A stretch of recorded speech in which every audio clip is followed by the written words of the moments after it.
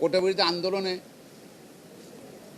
বেশ কয়েকদিন থেকেই কিছুদিন থেকেই সারা দেশের বিশ্ববিদ্যালয় কলেজ শিক্ষার্থীরা আন্দোলন করতেছে এবং যারা বেকার উচ্চশিক্ষিত বেকার চাকরির জন্য অপেক্ষা করছে তারা আন্দোলন করতেছে।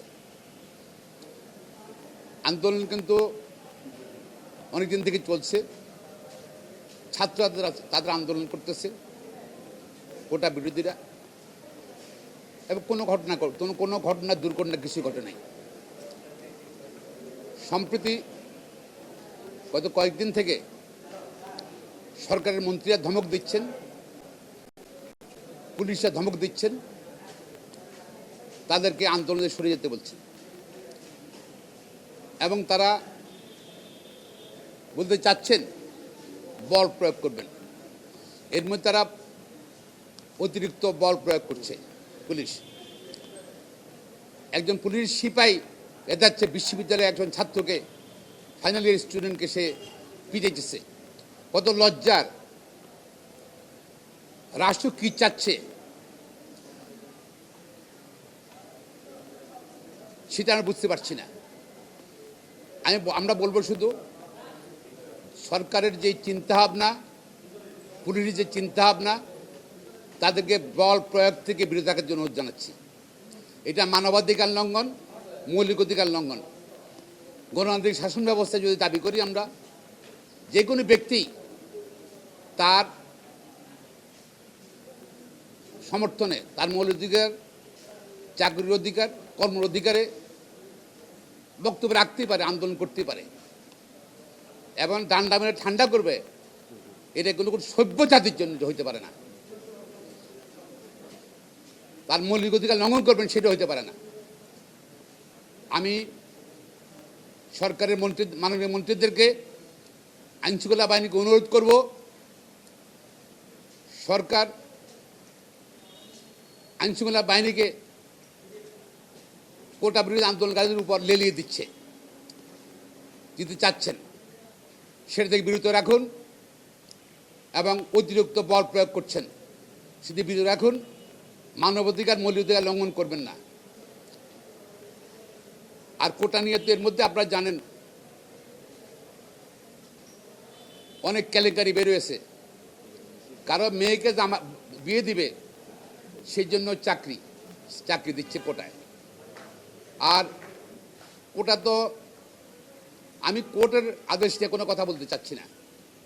হাইকোর্ট তো বললো যে একদিকে কোটা বাতিল করলো, কোটার যে সার্কুলার বাতিল করলো, আবার বলে দিল যে সরকার চাইলেই কোটা বাড়াইতে পারে, কমাইতে পারে বা বিলুপ্ত করতে পারে।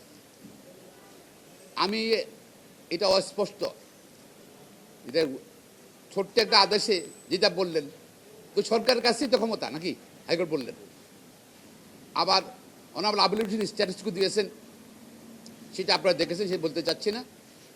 শুধু কোটা সম্বন্ধে বলতে চাই, টোটাল 56% কোটা, অর্থাৎ মেধাবী না হলে আপনার সুযোগ আছে। আবার ড্রাইভার আবেদনে যেভাবে গত 25-26 বছরে দুর্নীতি করছে, প্রশ্নপত্র জাল করছে, ফাঁস করছে বিসিএসে, তারও ধরেন 15% কোটা, তাহলে 56 15 71%।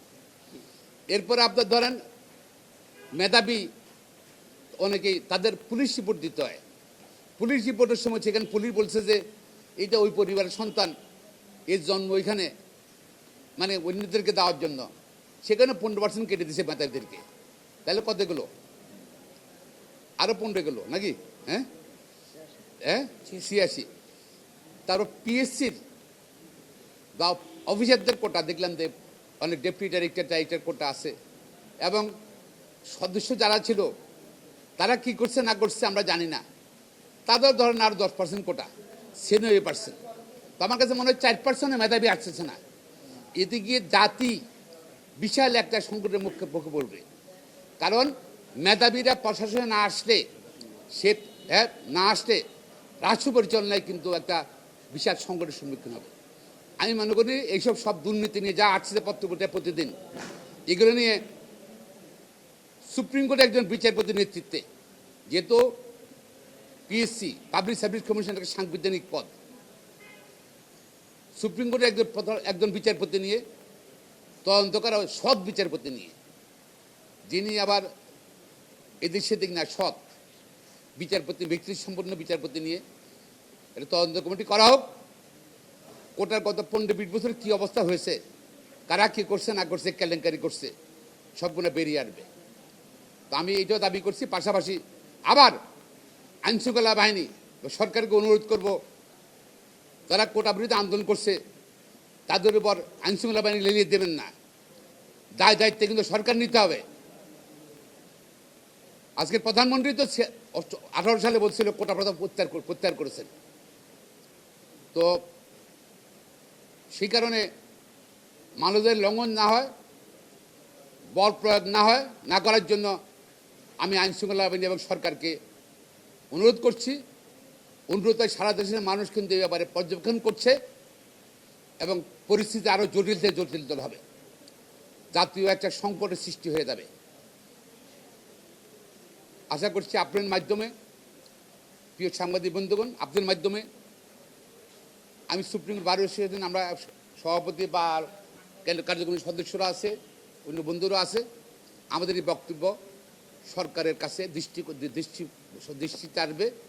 সরকার অতিরিক্ত বল প্রয়োগ বা যে কোনো রকম বল প্রয়োগ থেকে বিরত থাকবেন। ধন্যবাদ।